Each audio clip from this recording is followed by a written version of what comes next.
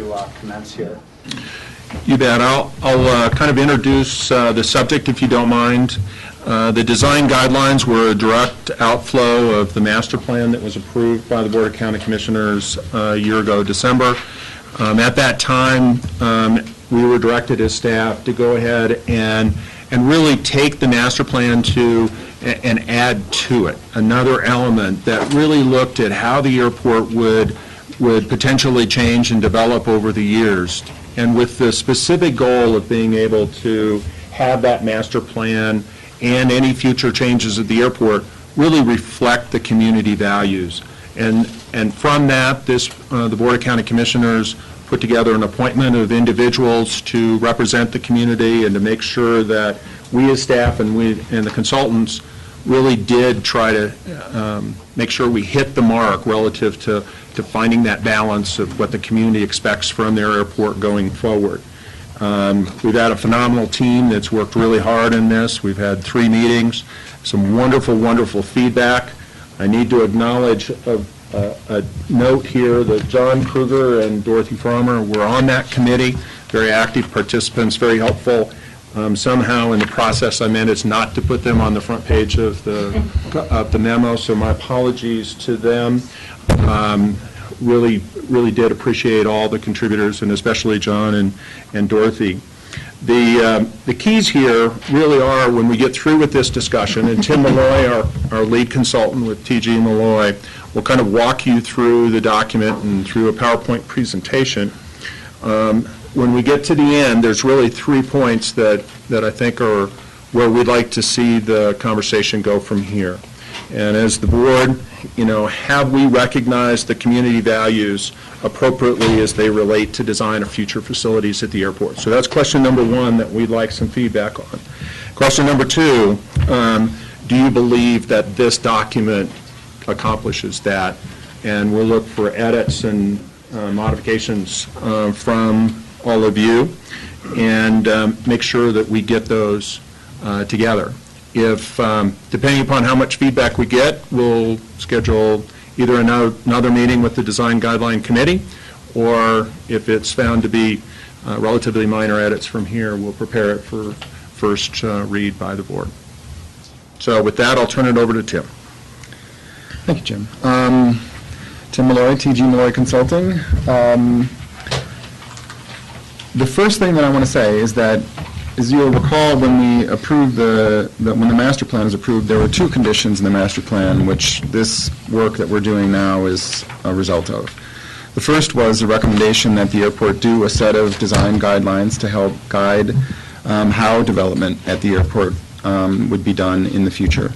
Most importantly, this process was not about revisiting the recommendations of the airport master plan, which provide sort of an outline of what areas have been reserved for what uses and what future improvements are appropriate at the airport given the forecast enplanements and so forth. So this document really isn't to revisit those questions. It's really about how those facilities should be developed in a way that honors the community's sensitivities regarding planning and architecture and so forth. What we're going to talk about this morning, and my presentation will actually be relatively brief. I'm not going to go through the whole document. I think I will trust that you have read it, but I will present some high points that I want to make sure that we touch on. And I'm hoping to be through with my portion of the discussion in about 15 minutes and leave this for your discussion and comments. There is a fair amount of information in the document, and I want to make sure that we have time to answer any questions and to take any comments necessary for us to move forward. The document itself is divided into 6 sections. There's an introduction that talks about the purpose of the document. It also discusses, actually advance this a slide or two. It also discusses gives a description of the airport's role in the community. improvements, and in particular, its role in the transportation system in the Upper Valley, which is something that the task force members felt strongly about and had us expand that introduction to include some discussion along those lines. Also talks about the relationship to the surface best practices study, which is the second point that I mentioned earlier that came out of the resolution from the board when we got the master plan approved. We actually have received a draft of that surface transportation best practices study yesterday. I haven't even really had a chance to review it.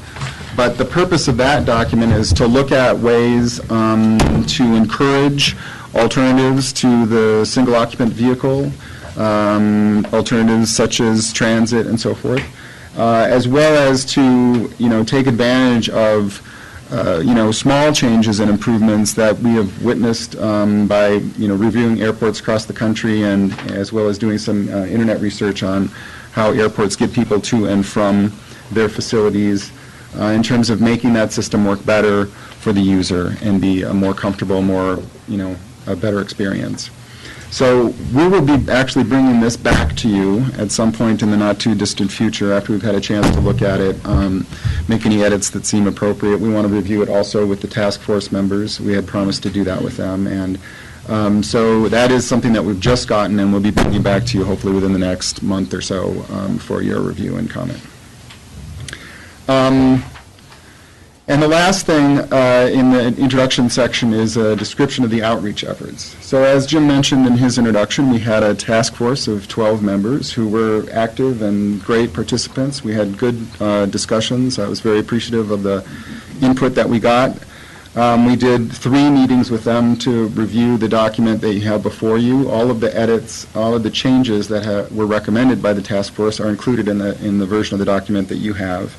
We also did a series of 3 focus groups that included discussions with airport employees, with tenants at the airport, air carriers, and airport users.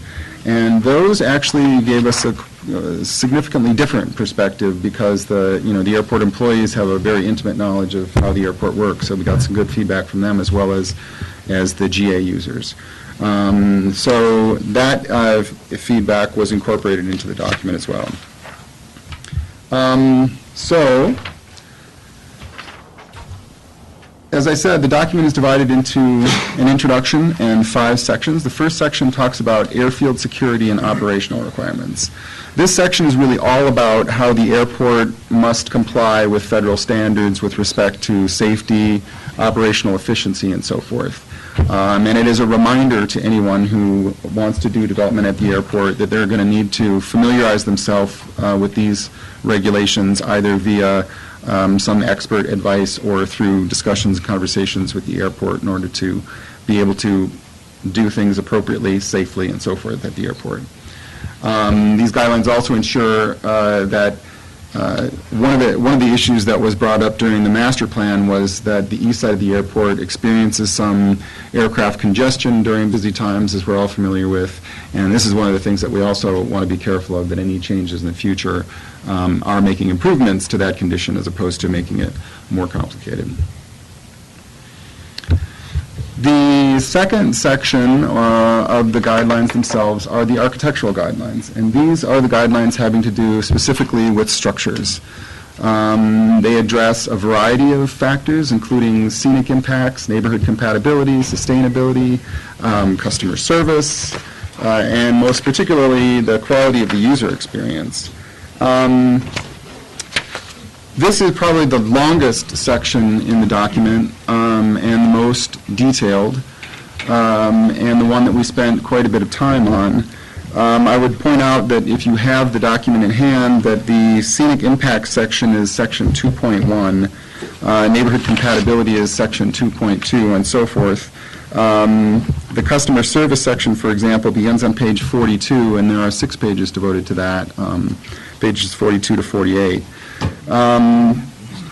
For the general objective that sort of came out of the guidelines was that buildings should create kind of a campus feel. We want to have some amount of I don't want to say similarity, but some amount of a common feel among the facilities and architecture at the airport. So that's something that you'll see as a strain through the guidelines. It also was recognized through the master plan process that the airport's current layout, which is sort of laid down in the landscape, not an overly obvious building. It blends in with the landscaping. That was a very desired characteristic that we want to continue to keep. And so that was another sort of overarching objective that you'll see throughout the guidelines. We didn't use a lot of hardline standards in the guidelines. We don't have a fixed height, for example, for structures. And we don't have a lot of, hard numbers in terms of setbacks and so forth. There's a couple reasons for that. One is that the airport is an unusual animal in terms of the structures and uses and the way that it's used and managed. And in particular, when we were doing the work, the analysis of the potential alternatives for the terminal, it was clear to us that there are a number of complex issues about how the first floor or how the floor level of that building or floor levels, if it ends up being 2 floors, are going to work relative to the existing ground plane. It happens to be in an area of the airport where there's actually a significant grade change, where it drops down to the current apron. So that's a complication. We know also that we need to raise the apron because of the drainage issues where it drains toward the building.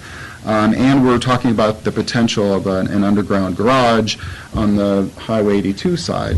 So there's a sort of a very complex, as yet not exactly resolved, set of conditions relative to that project that made us reluctant to put any hard height guidelines on that building. So this is one of the reasons why there aren't a lot of hard number approaches to the guidelines.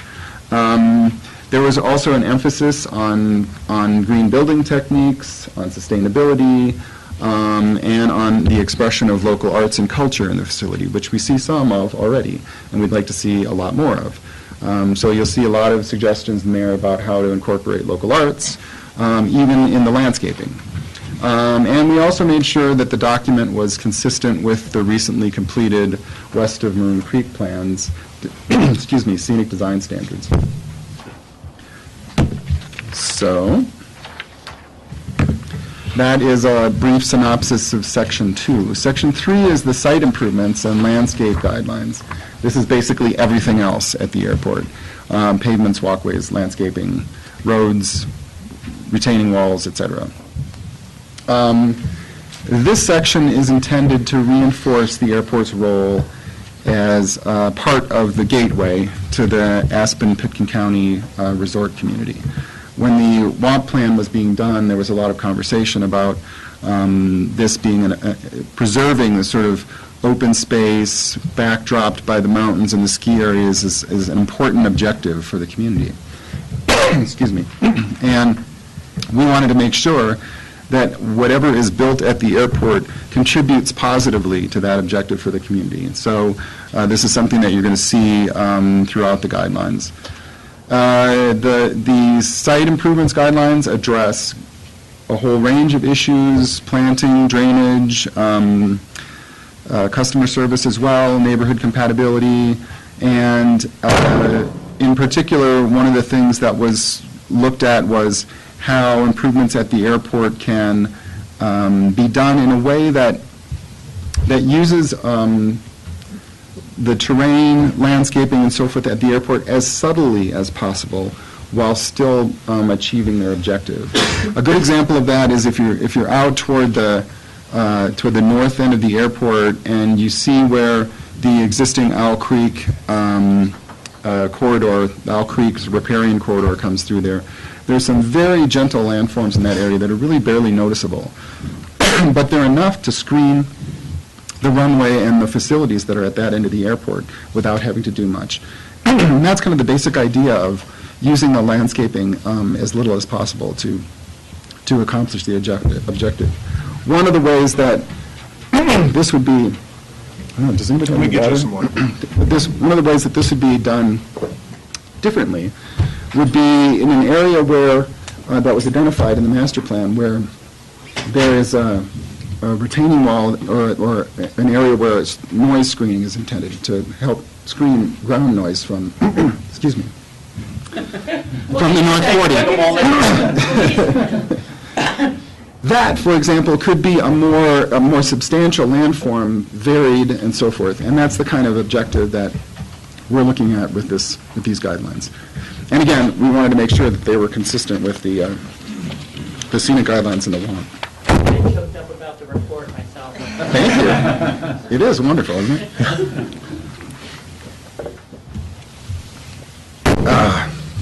That good Aspen water. Okay, so the next section of the document is about construction management. And in about 2 years ago, in their process of doing a sustainability plan for the airport, the airport actually did a sustainable construction management plan, which has now been able to be used in, I think, at least one set of construction documents, in one bid process.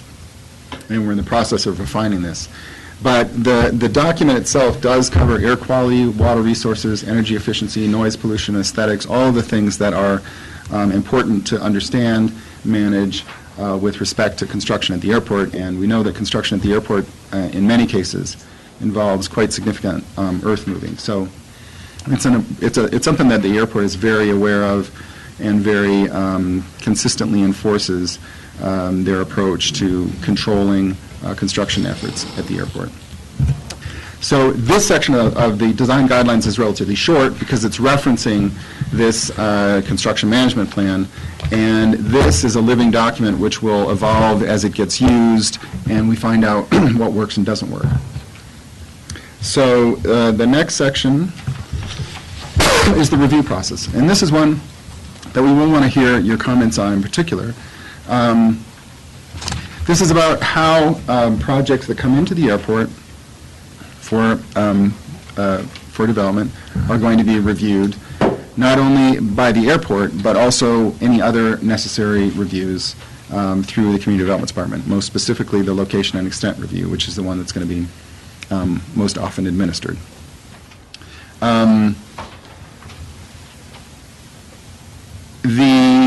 The process that we've outlined assumes that there are going to be, the projects are going to be broken into three categories.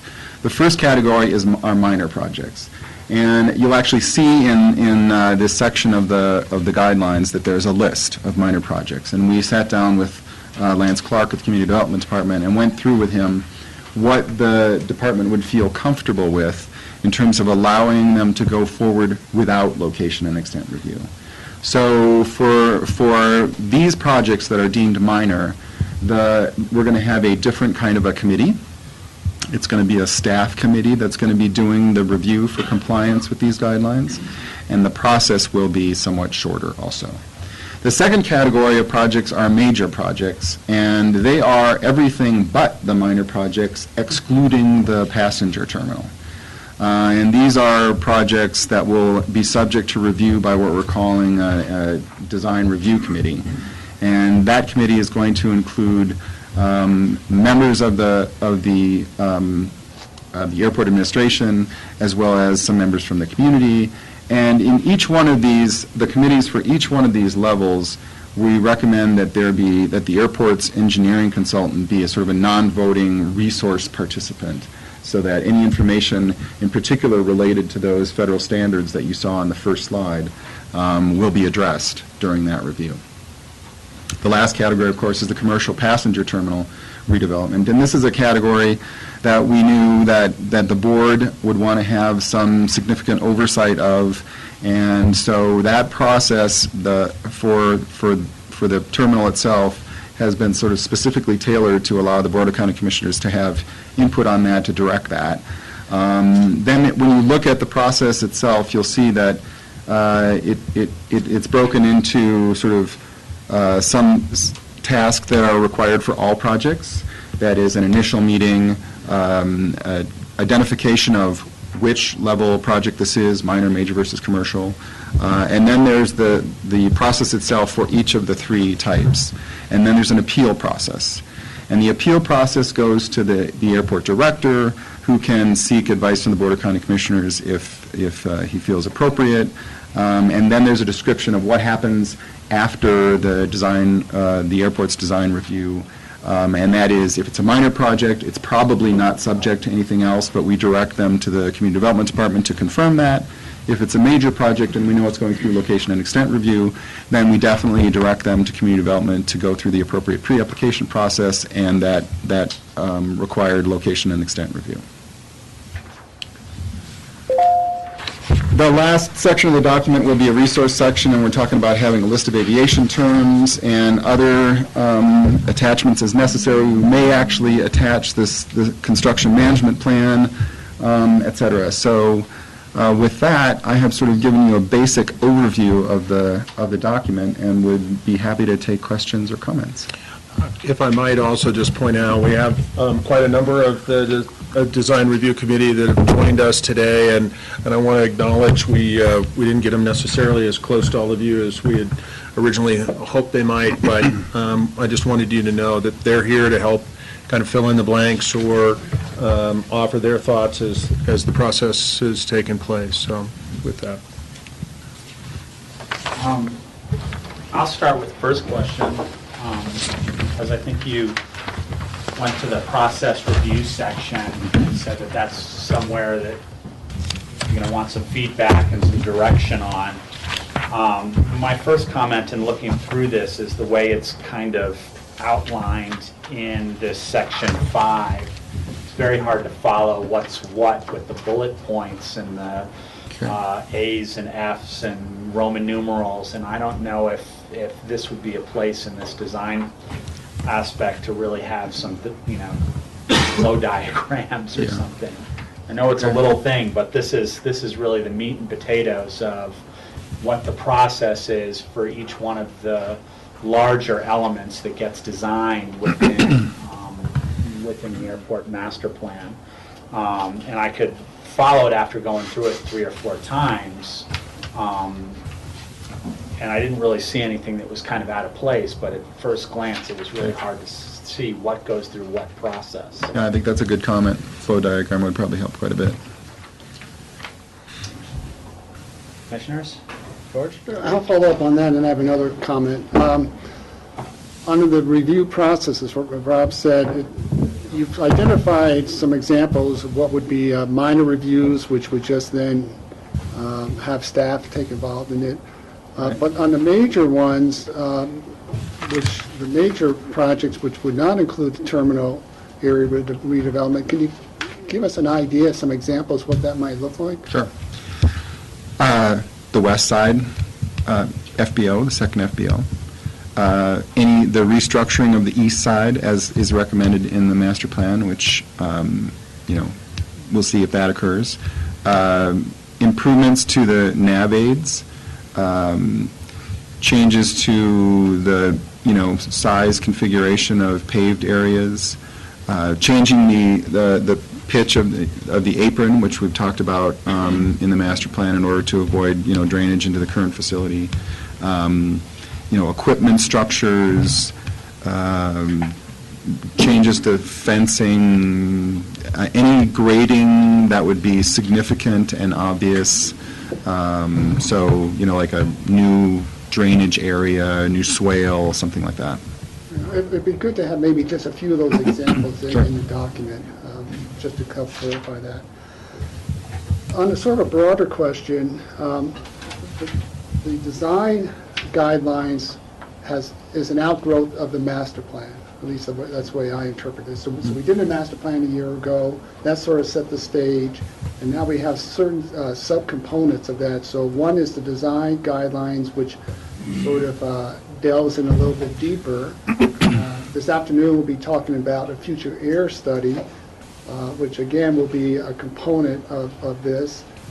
And then from those information and those pieces, then we start to determine the feasibility of actually doing a terminal redevelopment and the feasibility of a second FBO, because there's still a lot of unknowns there, even when we look at a major review process. If a second FBO is actually going to be feasible and allowable until we start to get some of these other pieces of the pie puzzles together.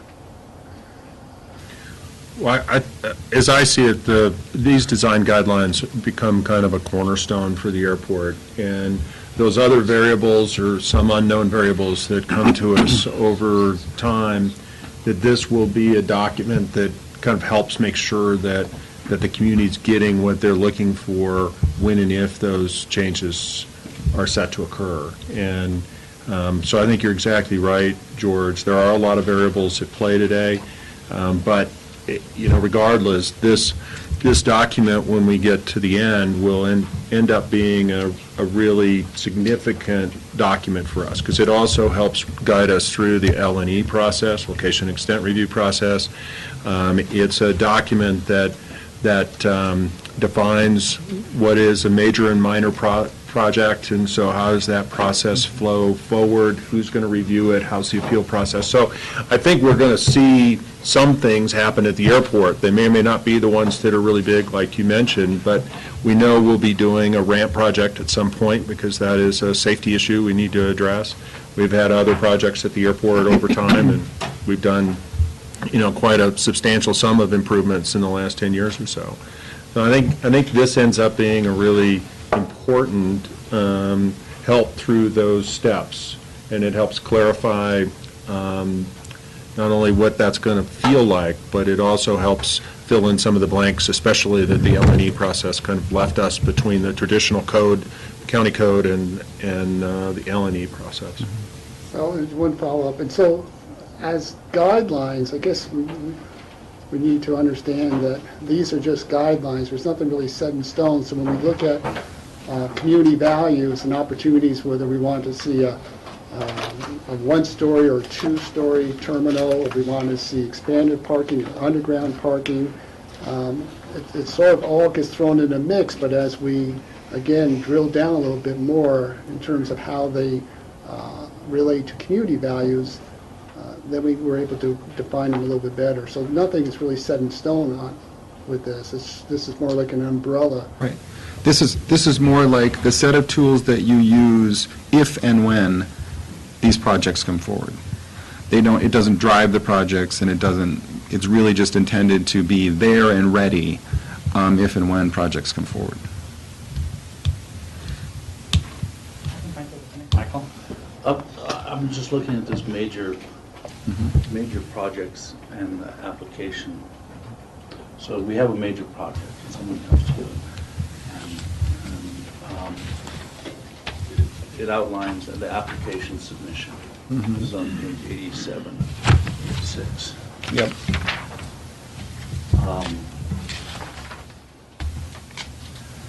And it says submission requirements and are more substantive and include material necessary to address all design criteria, including architectural guidelines, if appropriate. Correct.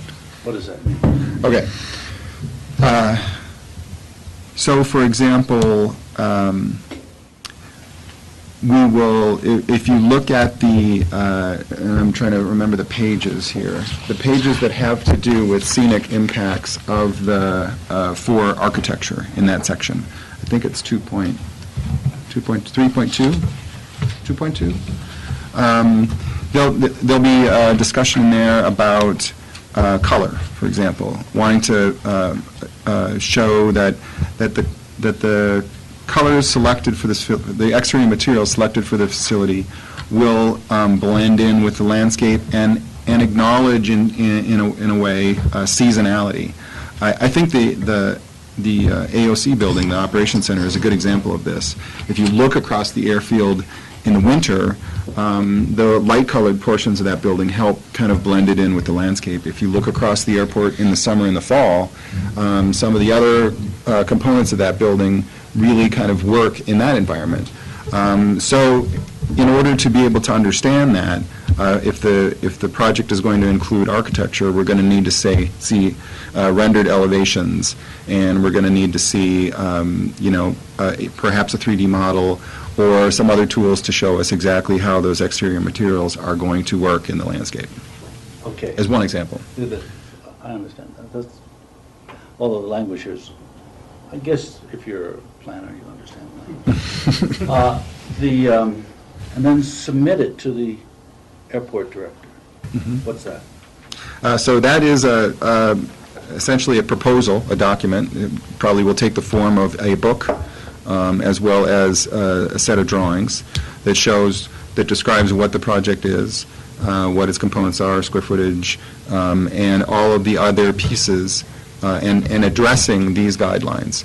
So it will, if it's a project that includes architecture, will include drawings, elevations, et cetera, so forth, and a description of how these guidelines have been addressed in that submission.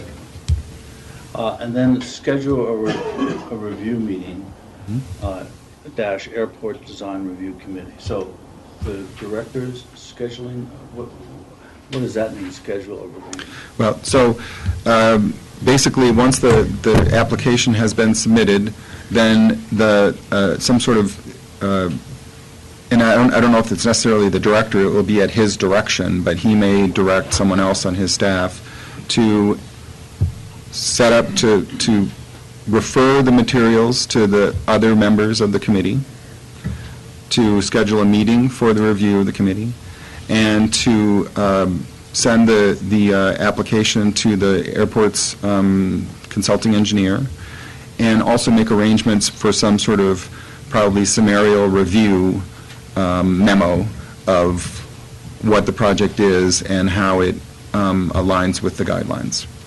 So the Airport Design Review Committee is a permanent committee? Yeah, that's the intent. The intent is to have members who are familiar with the airport, at least, fundamentally. Although you'll see on a couple of these committees that there are members of the public, there's a paragraph that says that the airport would prefer someone who's participated in some of the planning efforts, so that they're familiar with the issues and how the airport works. Somebody who's participated, for example, on this committee, or someone who has participated on past master plan committees, et cetera. Okay, so it is a permanent committee. That's the intent. Okay, so because this process takes years, right? I mean, there's not going to be a submission tomorrow to this committee. Correct. Yeah, so there would always be sort of a standing design review committee.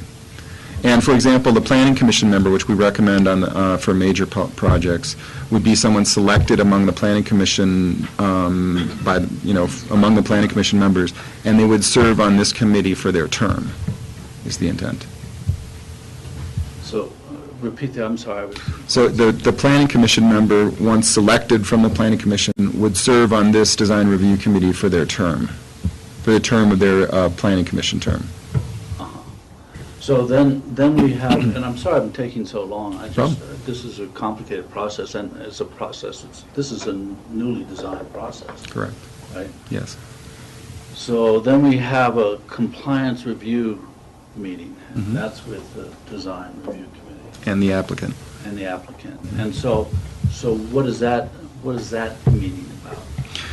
So that meeting is essentially the formal or quasi-formal meeting by which the applicant meets with the design review committee. They do a presentation of their project, of their opinion as to how it complies with the guidelines, and then there is a dialogue period where there's a discussion about whether or not the committee agrees, or if they are struggling with some aspect of whatever is being proposed relative to compliance to the guidelines.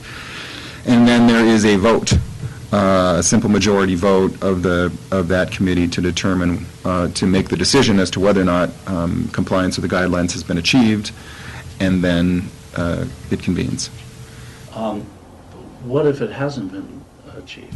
What happens then? Okay, so there's two choices then. If the committee finds that it is not in compliance with the guidelines, the applicant will, we've given, I think, 15 days for the applicant to tell us one of two things. Us meaning? Us meaning the airport administration. Either they're going to resubmit, make some revisions to address the concerns heard at the meeting, and resubmit a revision, or they're going to seek an appeal of the, of the committee's decision, and the appeal, as is described in the appeal section, goes to the aviation director, and then he has the discretion to bring it to the board. Okay. So, and then we go on to letter of decision. And so that's issued by the airport administration Correct. on whether they approve or disapprove? Whether the committee has approved or disapproved. Well, probably The actually, committee has disapproved. correct. Okay. Then, I guess if there's an approval, then it begins the location and extent review, is that what happens? Correct. That's right. And that location and extent review goes to community development, Correct. and then... It's sort of out of the airport's purview at that point. At that point, it's out of the airport's purview. And then then there's a referral process, and then there's a public hearing with P&Z. Correct. And then P&Z, after whatever length of time they take to review it, there's a notice of P&Z decision. Correct. And if there's a denial, there's another option to State statute directed. Yep. and then submit, if there's a denial, I guess, submit a revised plans to airport for another ADRC review? Only if there's been a significant revision as a result of the Planning Commission's review. Well, actually, we would probably just ask that if there's been no change, then we would acknowledge that the opinion of the committee that it is in compliance with the standards would stand. If there's been some significant change, then they would have to resubmit the document with changes to make sure that that the project still conforms to the guidelines. So if there's some dissonance between the P&Z and the review committee, that could be resolved at that point? Is that what you're saying? Correct, that's correct. So there's that opportunity, and then there's the opportunity of the appeal of that decision, should it be necessary. And then submit building permit application to Pickens County Development. Then airport review appeal. So is that, now, have we left that then? Have we left that process now? This is the appeal for all of the decisions of the design committee or the staff committee. So this process is the same appeal that I've been talking about all along, the one that goes to the aviation director that he can bring to the board. So this F is simply that appeal process for all of the potential stages where that would occur. This is really... So F would apply to the minor review, Right. it would apply to the major review, and it would apply to the review of the terminal area as well. Okay, but now we're in the location and extent process. No, we're out of the, F is out of the location and extent process. Out of that. Yeah, So this once you get to number 5, where it says submit plans revised to the airport for the ARDC, we're out of L&E and we're back to the airport. Okay, And everything after that is airport. okay. Well, this is a lot to understand, and And I think Rob's point that a flow diagram would be helpful is bearing out. yeah, but it also, it seems to me it shows that there's a really significant burden here on whatever applicant, and the process is new to everybody, it seems to me. This is a brand-new process designed for airport. And remember, in many cases, the airport is the applicant. Because many of these improvements are sponsored by the airport. So, and in that case, you'll see that for major projects where the airport is the submitter, which actually, I don't know if there'd be that many of them, but there is an understanding that there are situations where the airport needs not sit on the review committee because they are essentially the proposer, and there'd be a conflict there. So what happens then? So then you'll see that and in particular, this is outlined for the passenger terminal, where you see the review committee does not include the airport. It is 2 members of the public, and I'm trying to remember where the committee is outlined here. One second.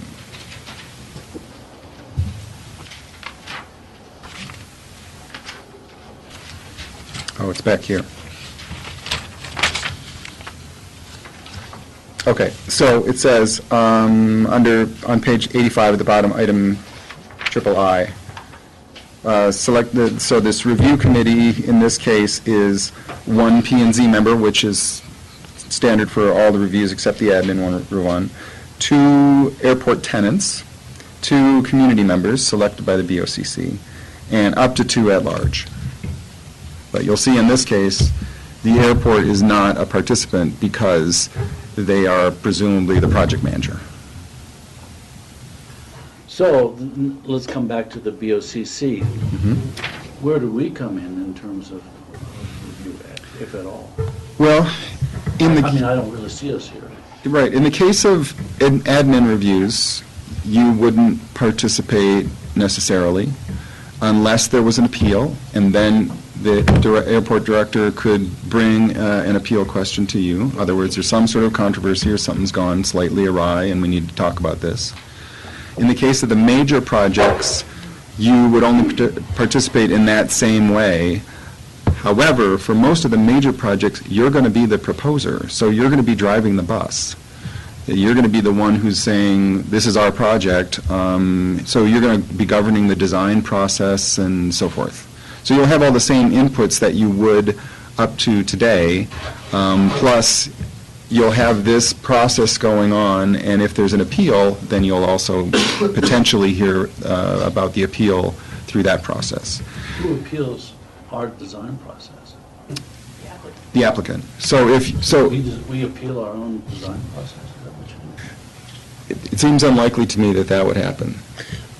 But the potential does exist. Well, it depends on what the project is, but if you're going through something that is being sponsored by the airport, and let's say it's a major review, the airport is still, let's say it's some sort of an apron project or some sort of a project that has some significant grading. The airport will be participating on the committee in that case. And they will advise, they'll be an advisor, as will the airport's engineer be an advisor in the review meeting to talk about why is this important, what are the limitations design-wise, what are our responsibilities to the FAA in terms of honoring the standards for this type of improvement, et cetera. And it seems to me unlikely in that condition that you would end up with something that would be inconsistent with the guidelines. But that could occur, in which case then the aviation director would have the appeal. So, If I might, I think that a couple things, since probably most of the projects, with the exception of perhaps the second FBO or an FAA project or whatever, you will be part of the process as it's always been, because you'll be included in the budget process, so you'll be doing a review at the budget. You'll be doing a review if there's federal monies involved in terms of the grant application process, and whatever other educational and discussion steps might need to take place through that process. So we didn't outline those in here, and we certainly could, but it's got a kind of a bit going on already, is the Board of County Commissioners, as the owner of the airport, will be given those work sessions and details, throughout the process, because but we didn't do that identification of those touch points in these documents.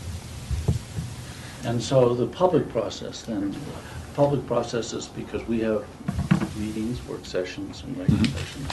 Is that considered the public process of this, of any of the reviews here? What's the public process aside from the design review committee?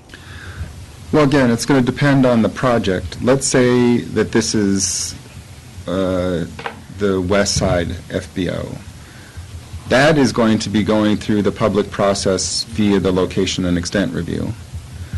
It's going to be going through this design guidelines process But this is really a committee process. It's an internal process. So we don't really have a significant opportunity for public involvement in any sort of formal sense, unless we're talking about the terminal area. And then we acknowledge that there's a significant public component that occurs before much of this review happens. So, but location and extent in terms of public process, there's not. The location and extent is actually, it seems to me, It's not very much. avoidance of public process. There is a planning commission meeting that's required to be a noticed public hearing, Right.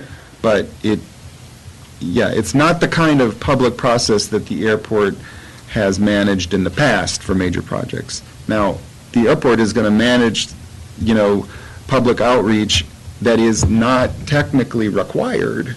The work that we did on the last two master plans, the only required public meeting that we did for that was when we came to you for approval of the document in the end.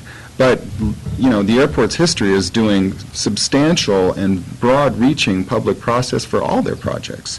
So we expect that that's going to occur, going to continue to occur, and this will be at the end of that. But that sounds discretionary. I mean, depending on, we have an airport director who's dedicated to public process now. We might Right. not have one. We might not have a board that's dedicated to public process. So that's arbitrary, it seems to me. Somewhat. If I might, I think, at least as I was viewing these going forward, was that this would be a box that its own kind of little process, and that the board would find some assurance and comfort from the fact that someone has taken the time to go through each of those applications, done the review, held them against these expectations, and then that would be just another piece of information that would be available to the board as you made the decision about a project going forward or not. So it was more of a, someone took the time to go over, hold it against the light, and then be able to report back to you as a component of an overall project. And didn't necessarily include how that project was going to be designed. And you had a really key point, Michael, which had to do with the public outreach component of a given project. And we didn't try in this to define a public outreach process for, because if it's a small project like landscaping, that probably doesn't need quite the same feedback as a larger, more significantly community-based improvement. So that's kind of how we viewed it on this side. And the reason that this is so lengthy is because we felt like, and I'm talking about the process pages here, was because we wanted to make sure it was kind of step by step. We made it kind of detailed in an attempt to make it complete, and in the process, we made it seem very cumbersome. In reality, I think the process will go pretty smoothly because the expectations of that committee are to make sure that we're doing the right kinds of things and for energy efficiency and sustainability and visual planes and all those kind of things. So that was kind of the mindset, I think, going through it was this is just another piece of the puzzle that goes into a larger project design and steps through the community. Michael, one component of this, I'm sorry. Rachel's trying to chime in on some of this, I think. And I'm sorry, it took so much time. No, it's important to take time on this section. I said the same thing starting off.